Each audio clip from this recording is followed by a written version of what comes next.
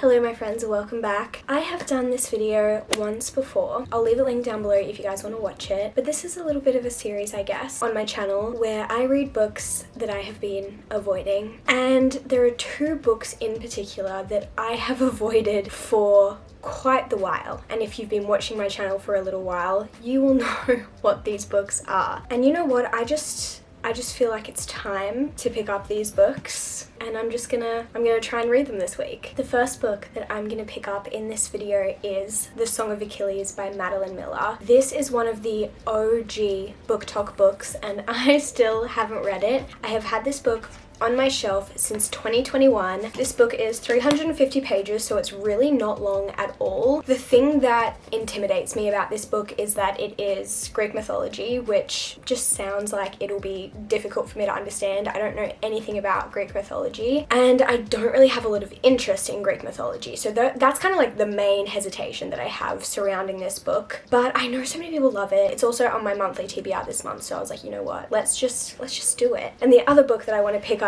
in this vlog is Babel, I want to say Babel by R.F. Kuang.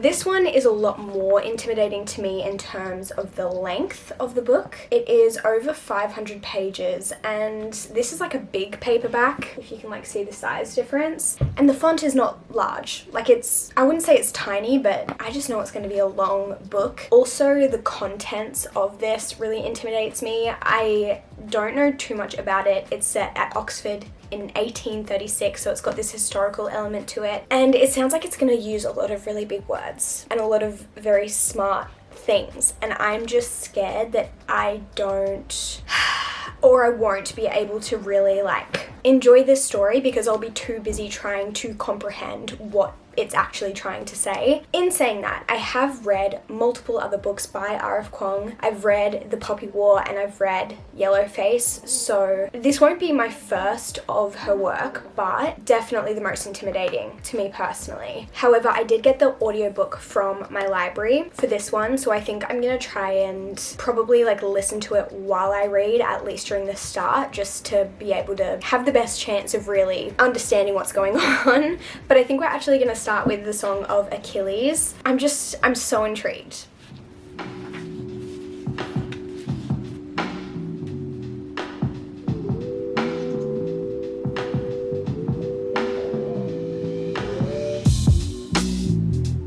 Little mini update. I am now at chapter 7, which is page 55. I've barely made a dent, but I feel like I'm at the point where the story is like set up and I actually know who's who and what's going on. I don't necessarily know what the main plot is, or even if there is a very strong plot, or if it's more of just like a follow these characters along their lives. I'm not sure. But if for some reason you haven't read this book yet and you don't know what it's about, we are following they did actually explain how to say the names, and I don't know how to say them. I don't want to say it in a dumb way, but I will probably. Patroclus.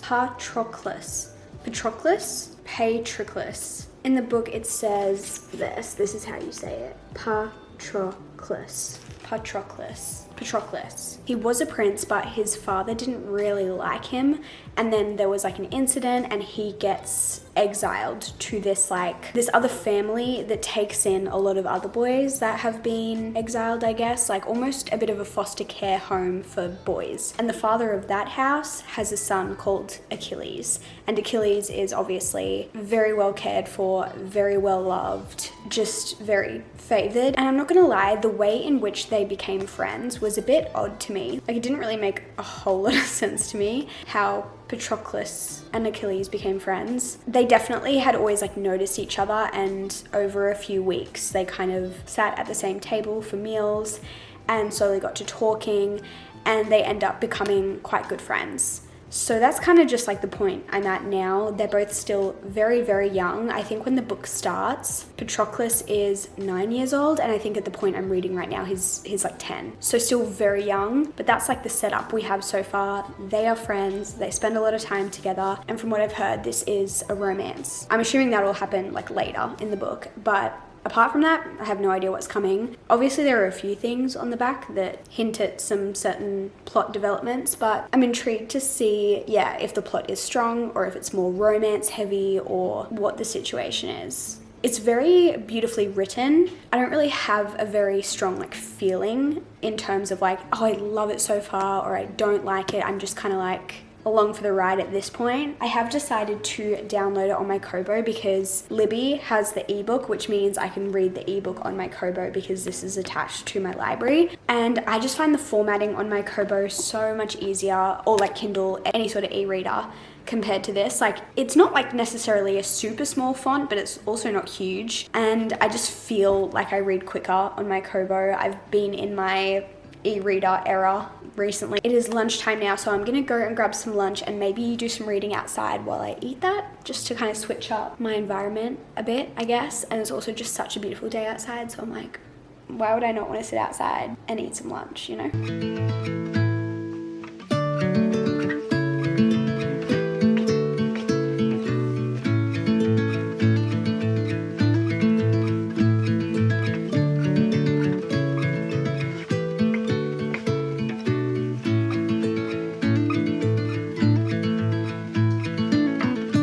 I'm not sure how well you'll be able to hear me. There are a lot of bird noises, but I'm just chilling in the park reading. It is such a beautiful day. It's like not too hot, not too cold, just like that perfect autumn weather. But I've made it to about a third of the way through Song of Achilles, so I thought I would give you my thoughts. I am liking it. I like it. I find it very easy to read in terms of like, I just want to keep reading. Like, it's not boring, it's not bad, like the writing is good. It's definitely not very plot heavy. Like, it kind of just feels like we're following our two main characters as they go from place to place. So they were living in one place and we kind of followed them along while they were there, and then they went to another place and they were doing some like training and education there, and we just like followed them along there, and now we're at another location, and it just kind of feels like we're just plotting along with them. We have got some more political things happening, which is interesting, and I'm intrigued to see how that goes. I'm not like attached to the characters, I would say, and I know a lot of people say that they cry in this book, and I'm assuming that's probably either at the end or a lot closer to the end. So I'm not saying that like I'm not gonna cry, because I definitely could. But at this point, I don't even really feel like we know these characters super in depth. I feel like Achilles especially just feels quite blank. He feels a bit entitled. He just kind of is like, I'm a prince and I know it. I'm gonna act like it. I'm gonna get what I want type of thing. And then our other character, which I always forget the name of, you know, the other one that I said earlier, he kind of just follows Achilles around. And you can tell that they care for each other quite deeply. It also feels to me that the character with the P name cares a lot more about Achilles, but I'm not sure if that's just because we're in his head and we don't get to see what's in Achilles' head. But as for their actual like personalities, I don't feel like I really know them super well. There was one quote that I read that I absolutely loved. I'll read it to you guys. I feel like this could be a pretty popular one because I feel like I might have heard it before. It says, "I could recognize him by touch alone, by smell. I would know him blind by the way his breaths came and his feet struck the earth. I would know him in death, at the end of the world."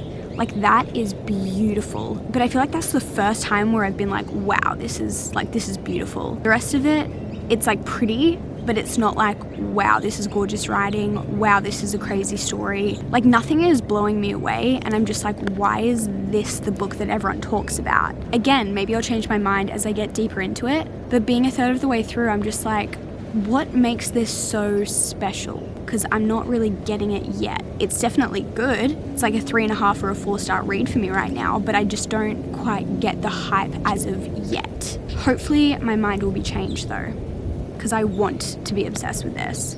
I'm officially halfway through. I don't feel like I have a lot of like new thoughts about this since the last time I talked to you. It's definitely still interesting. It definitely is a book that I'm like, I want to know what's gonna happen, and like I want to keep reading. Like, I haven't found myself like wanting to get on my phone and like scroll or something, which I'm sure many of us can relate to doing that, especially when a book isn't like super interesting. Like, you just find yourself getting distracted. But I'm definitely very intrigued. But again, I just don't feel that super deep connection to our characters. Not sure why, not sure if it's just like a some people do, some people don't type thing, or like I can't really pinpoint what necessarily is missing for me, but it's just like how I feel. I'm just not getting that, oh my gosh, I'm obsessed feeling, and I was really hoping I would. I just hit the 60% mark, and I'm not gonna lie, the last 10% was very like war focused, political focused, and I definitely felt myself like getting distracted, reaching for my phone, just kind of like not as invested. Didn't love the last 10%.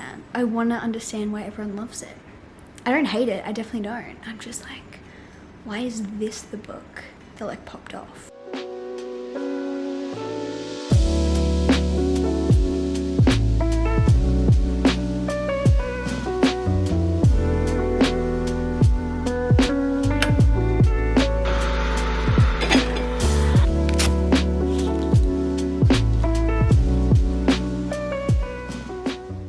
Just got to 70%, still kind of feeling the same. It's just a lot of war talk, and I was thinking about it and I was like, but I read Aka War, like the third book in the Akatar series, and a lot of that book is about war, but I think the difference is I cared so deeply for those characters in Aka War, and I felt so connected to them that I really wanted to know what was going to happen to them in those dangerous scenes. But these characters, I just don't have that same connection with, so it's making it hard to enjoy. Just like a lot of political discussions. Also, one of the characters is becoming less and less likable, and I'm struggling with that because like, if you don't like the characters in a book, it's just hard to enjoy it. I'm definitely not hating it. I feel like I'm making it sound a lot worse than what it is. I'm just not liking it as much as I thought I was going to.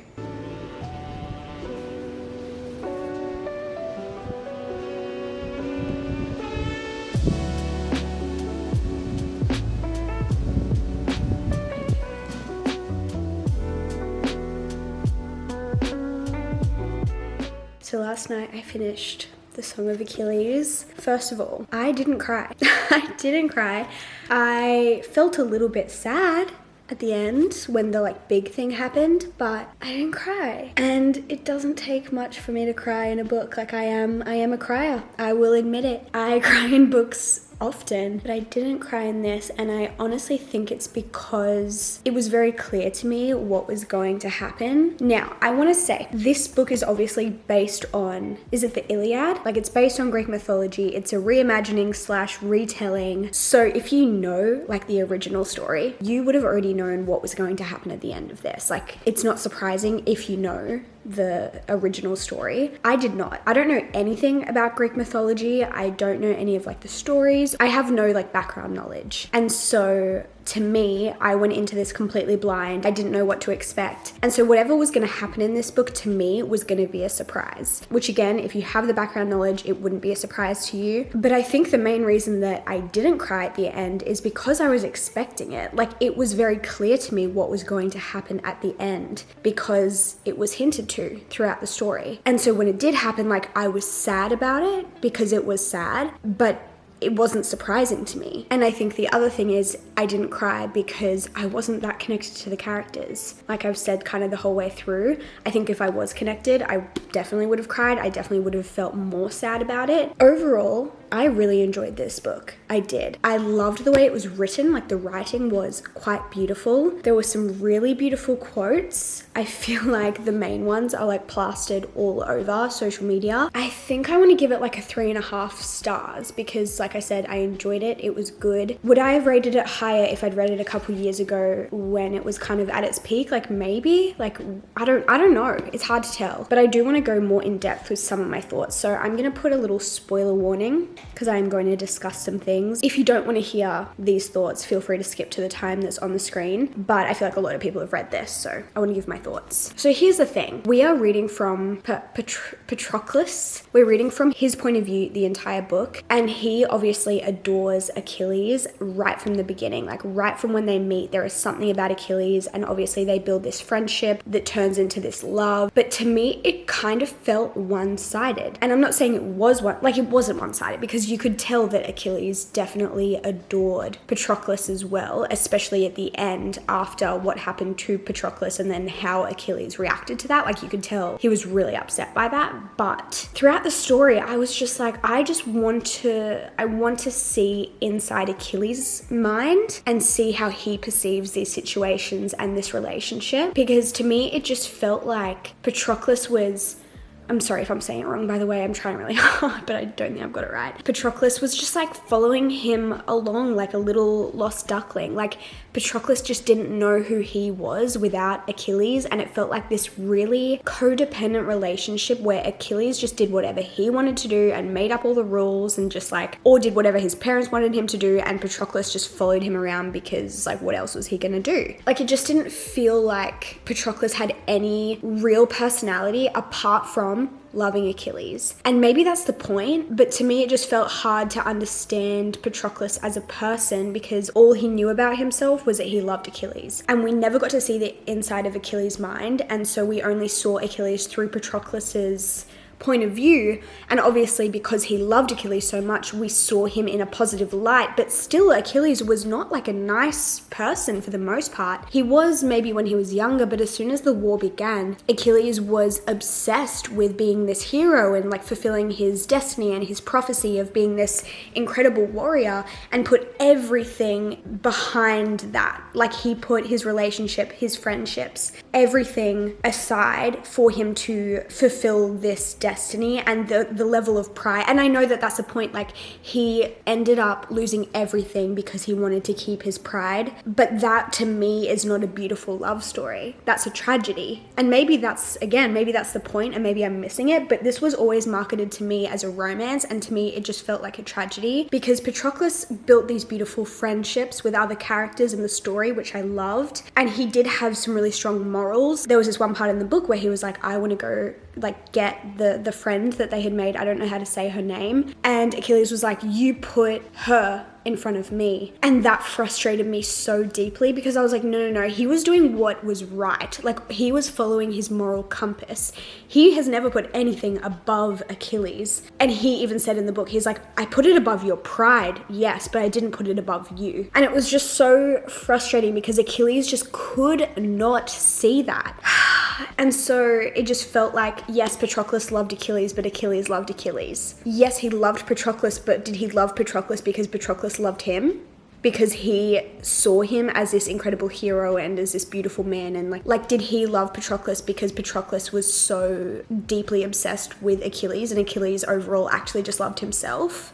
I don't know. It's just, that's what it felt like to me. I will say the ending was beautiful, and I loved the ending, and even the last like 10% or so of the book was really well done in terms of like how it all transpired and how the ending occurred. And then just like the actual like very, very ending with both of their names on the like plaque, I was like, that is beautiful. That says, in the darkness, two shadows reaching through the hopeless heavy dusk. Their hands meet and light spills in a flood, like 100 golden urns pouring out the sun. Like that is gorgeous. Beautiful. So I have a lot of respect for this book. I have a lot of respect for this author in terms of how she wrote the story and all of the knowledge that she has that went into this book about the Greek mythology, about the original story. And I can see why people loved it, but I think unfortunately I just couldn't see past that idea of Achilles being quite selfish overall, and he just didn't ever seem to put Patroclus first, even though Patroclus put him above everything. So it just, again, it kind of felt a little bit one-sided to me, and overall felt more of a tragedy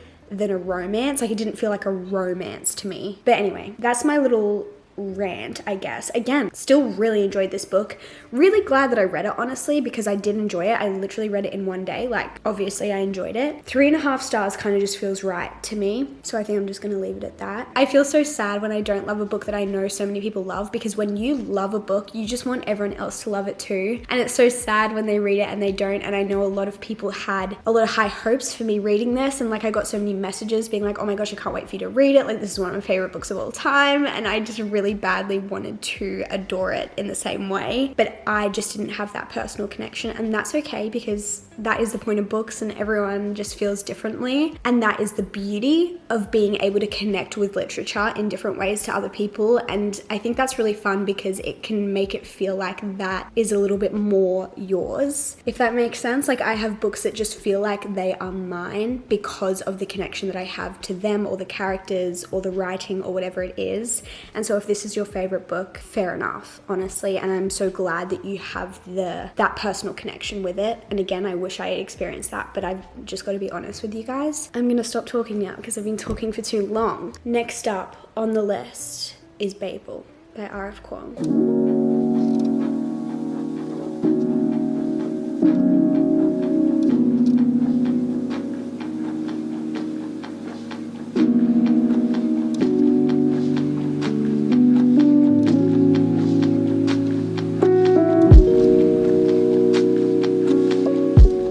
So obviously I started reading Babel. I am now up to chapter 4, which is like 67 pages in or something like that. So I've made a tiny little dent, but nothing significant. But I feel like I've gotten up to the point where I think the story is quite like set up now. So in the beginning of this book, we meet a boy.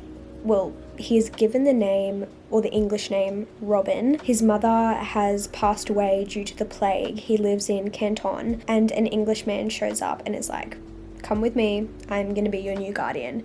So he takes Robin back with him to where he lives, and he basically says to him, I will provide guardianship for you if you promise to study basically like what I give you to study. So I will provide shelter, like a home, you can live in my home, and food and everything that you need if only you promise to just like apply yourself to your studies. So obviously Robin agrees. He's like, this is kind of like my best chance at survival. It is a better situation than I had at home. The plague is in Canton. I have no one to look after me there. So obviously he agrees. He kind of doesn't really have any other choice. And so he starts to study, and he's specifically studying language, and he studies that for many years, and the goal is basically for him to get to Oxford. He doesn't really know why, he just knows that has always been the goal for him, and that's what has been planned for him. And then when he gets of age, he gets into Oxford, and I've just gotten to the point where he has kind of like just moved in. He's met one of his dorm mates who was from a very similar situation to him. He was from India, but he got brought to England to study, I think, for 4 years before he went to Oxford, and they have now become friends, and they are both studying in the translation course. I can't remember exactly what they call it. But aside from that, our main character Robin has already experienced so much racism. It's actually wild. And now with his friend who is Indian, they are now experiencing even more racism now that they're in Oxford. Honestly, so far I am enjoying it actually quite a lot more than I thought I would. I'm not like obsessed, so like I'm not like, oh my gosh, I can't put it down. There have been a few bits that have dragged out a little bit. Like, I have been a little bit bored at some points, but for the most part I've been quite intrigued the whole time, at least so far, like 60 whatever pages in. And it's a lot easier to understand than I thought it was going to be. I thought it was just going to be very like a book for smart people, you know, like very intelligent, intellectual people. And I'm not saying it's not that, but it's a lot more accessible than I originally anticipated. So I am thankful for that. I understand what's going on so far, I think. We'll see if that continues. Like, I'm not sure if it's one of those things where I'm maybe missing a lot of symbolism or themes or things like that. But as far as I know, I'm understanding it so far. It's a few hours later, and I am now at page 155. So think I'm about like a quarter of the way through, I guess. And I feel like quite a bit has happened since I last updated you. Obviously, like I'd mentioned last time, Robin had just arrived at Babel. He had just met his dorm mate who was also going to be studying translation with him. Since then, we also met the other two students as part of the first year translation unit, and they are two girls. And it seems like each student in that first year, that cohort of 4, they're all from different countries, so they all specialize in different languages. We have also met another character that is quite important to the story. I won't fully explain who they are because I think it's fun to like find out when you're reading it, but that character is very integral to kind of open Robin's mind a little bit, because up until this point, Robin has been raised to believe that Oxford and that England and that being English is of the utmost importance, and traveling to Oxford, studying translation and being a part of this program is kind of like the peak of his life. And this other character kind of invites Robin to just expand a little bit and maybe just consider some other perspectives, I guess. Just be a bit more open-minded about what Oxford is doing and about the way they approach things and the way they approach translation. It is extremely interesting and just something that I have never personally considered before. So it's definitely opening my mind to a lot of things that, I just haven't spent time thinking about, which is quite ignorant of me, obviously. But I've just never really thought about translation and language in the way that it's discussed in this book. We've also had an introduction of a bit of like a secret society type of thing. And overall, we've just had a lot of discussion about colonialism, sexism, racism, class. I'm actually shocked at how many topics we have already delved into in the first 150 pages. I am so enamored by R.F. Kuang's ability to write. Each time I pick up a book by her, I am just so impressed by the writing and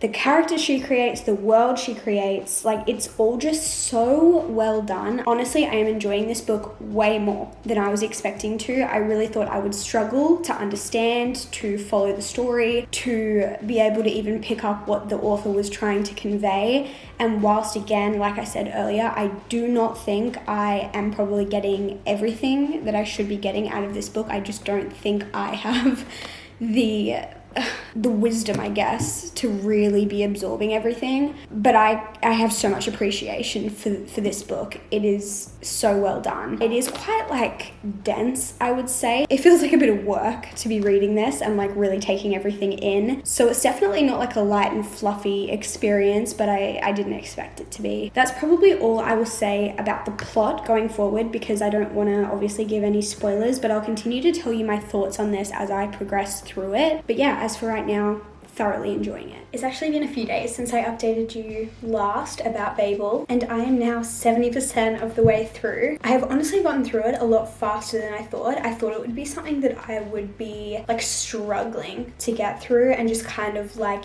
inching my way through bit by bit, but I have been loving it. Like, every day I look forward to picking it up and reading more of it. I've been really enjoying the plot developments. Obviously, I'm not going to talk about what's happening because spoilers. I really enjoy learning more about our characters. Every character is flawed in certain ways. They're not like perfect. So yes, like they're sometimes frustrating, but it's kind of the point, I think. I have 2 critiques, I would say, at the moment. One is just that some parts of the book are a little bit slower. It's definitely not my normal genre. I don't even know what is it like classified as. Let's have a look on Goodreads. Because in my head, I would have called it like a dark academia, historical fantasy maybe. But it's almost like this literary fantasy vibe as well. Like, I feel like I wouldn't compare it to other historical fantasies that I've read. Fantasy, historical fiction, historical fantasy, magical realism, urban fantasy. Those are some of the things it's been tagged with on Goodreads. So historical fantasy, maybe, is the best way to go about it. Anyway, it just feels a lot more literary and, I don't know, dense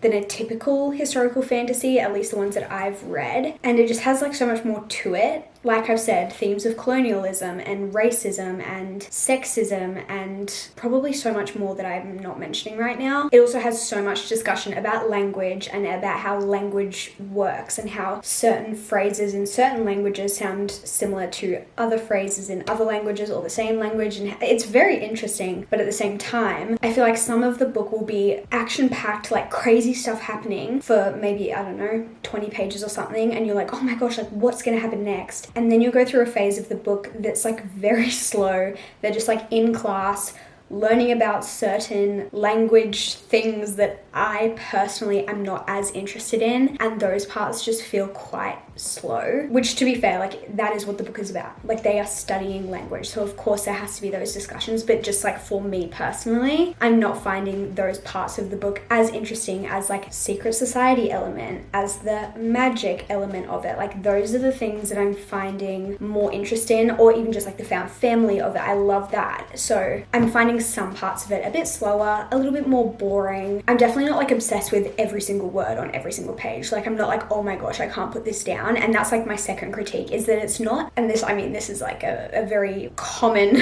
critique, it's just not giving me 5-star feelings. Like it doesn't have that like obsessed feeling to it, unfortunately. So even though I am really enjoying it, it's probably sitting in the 4-star realm for me, either like 4 or a 4.25.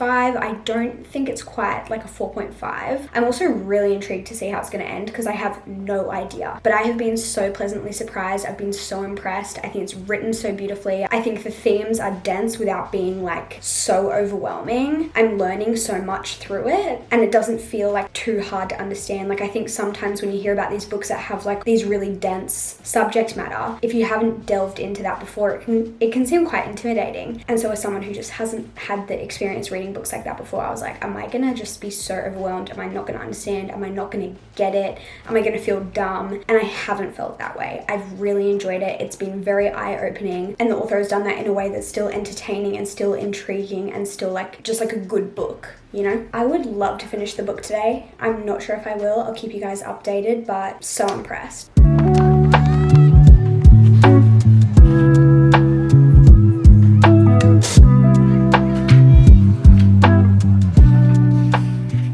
I just finished Babel. I'm gonna need 3 business days to process this because what was that ending? I don't really know what I expected, but I wouldn't call it a happily ever after.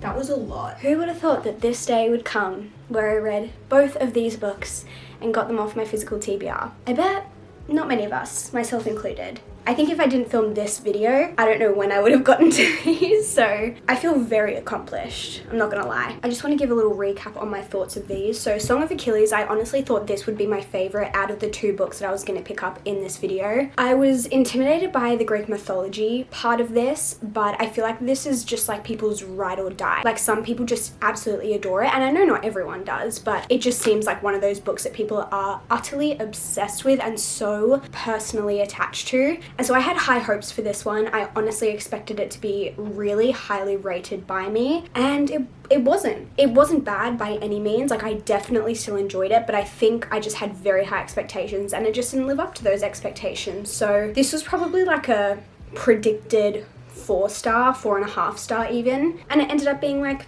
3.5. Again, still very much enjoyed it, but I definitely talked a lot about my thoughts when I was actually reading it, so I don't feel like I need to talk too much about it. I just personally didn't get attached to the characters. I feel like one of the characters specifically was quite unlikable, which I think was kind of the point, because the whole idea of the book is this pride overarching everything. But yeah, it was still good. I enjoyed it. We all have different taste. That's what makes books fun. Then going into Babel, I had very low expectations for this because I just didn't think that this book would be for me and would be my taste, but I ended up loving this. It was so interesting pretty much the whole way through. There were some parts where it was a bit slow to me, and there were some things that were discussed that just weren't as interesting to me, like the actual discussions about the way language worked wasn't as interesting to me as other parts, but like I mentioned, I loved the secret society element of it, and just the discussions that it had about really serious topics was very insightful to me, but still digestible. It was way more accessible than I originally thought it would be, and I just had a great time reading this. I think I'm gonna give this like a 4.25 because it wasn't one of those books where I was like, oh my gosh, new 5-star read, I'm so utterly obsessed, but it was really enjoyable, really enjoyable, and yeah, just way better than I thought it was gonna be. The ending was great. Well, I don't want to say crazy, but I just didn't know how it was gonna end, and then the ending I was like, wow, I thought it was done really well. But I'm so glad to have these off my physical TBR. If you guys have other books that you think have been on my physical TBR for way too long and you want to see me read them in a book like this, like a books I've been avoiding reading vlog, let me know, because I mean, there are always